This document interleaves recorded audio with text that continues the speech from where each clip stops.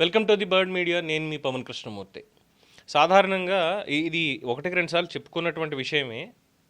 వార్తాపత్రికల్లో వచ్చేటువంటి వార్తలకి విలువ ఉందా అంటే విలువ ఉంది అని చెప్పుకోవాలి, విలువ లేదని కూడా చెప్పుకోవడానికి ఆస్కారం ఉంటుంది. అది పత్రికకి మారుతుందేమో తెలియదు. అయితే కొన్ని సంగతులు ముఖ్యంగా అవినీతికి సంబంధించినటువంటి విషయాల్లో, అందులోనూ అధికారంలో ఉన్నటువంటి ఎమ్మెల్యేలు, మంత్రులు, ఎంపీలు వీళ్ళకి సంబంధించి మాత్రం ఏదన్నా ఒక ఇన్వెస్టిగేటివ్ ఆర్టికల్ కనిపిస్తోంది అంటే పేర్లు ఏమైనా వస్తాయేమో దాంట్లో అని చూసినప్పుడు పేర్లు ఎక్కడ కనిపించట్లేదు.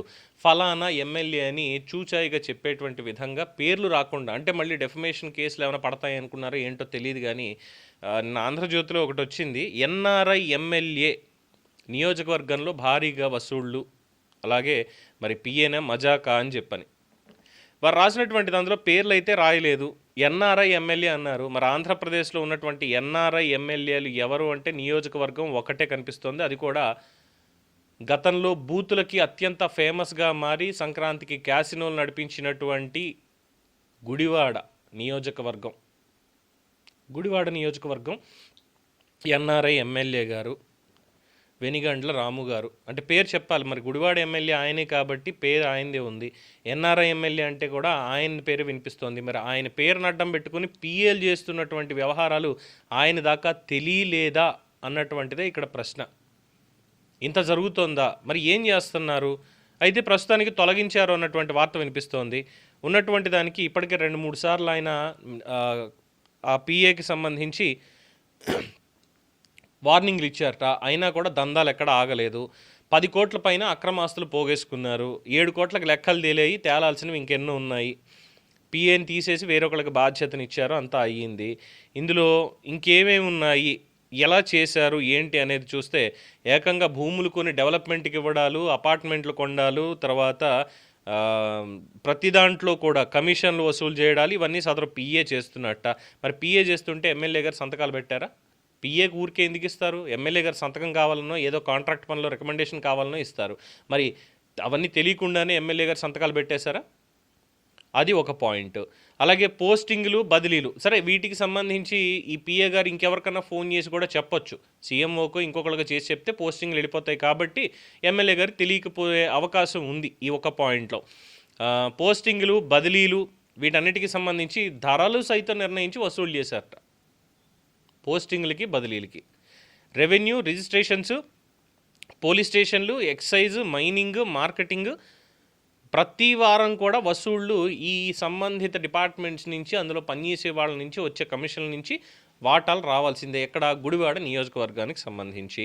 అలాగే మట్టి తరలింపు, చెరువు తవ్వకాలు నియోజకవర్గంలో, వీటి మీద కూడా దందా బాగానే అయింది. అలాగే రేషన్ బియ్యం మాఫియాతో కూడా సంబంధాలు ఏర్పాటు చేసుకున్నట్టుగా ఒక వార్త వినిపిస్తోంది. అలాగే వాళ్ళ వ్యాపారానికి షాడోగా సహాయ సహకారాలు ఎమ్మెల్యే గారి పిఏ గారు ఇచ్చినటువంటిది.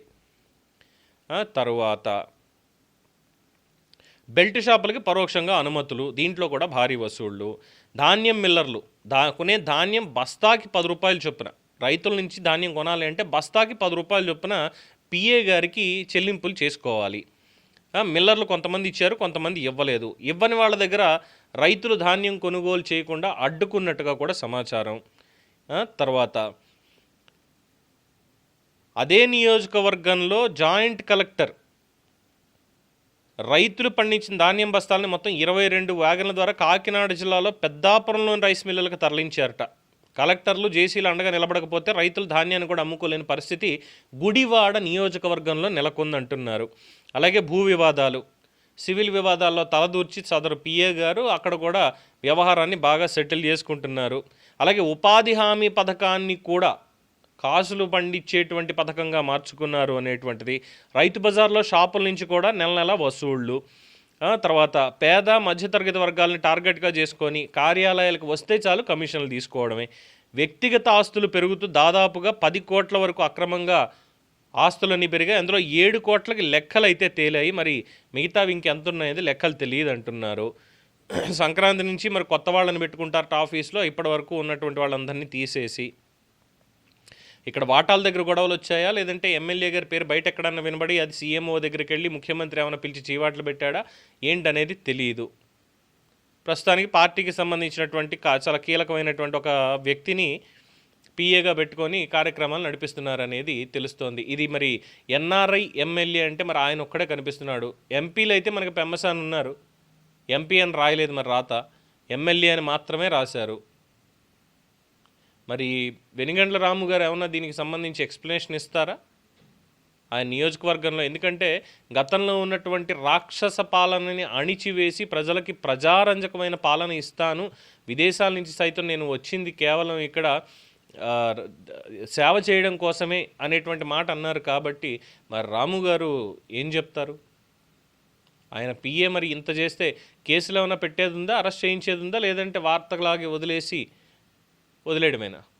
చూద్దాం వారి కార్యాలయం నుంచి ఏమన్నా వస్తుందా ఎక్స్ప్లెనేషన్ అనేది.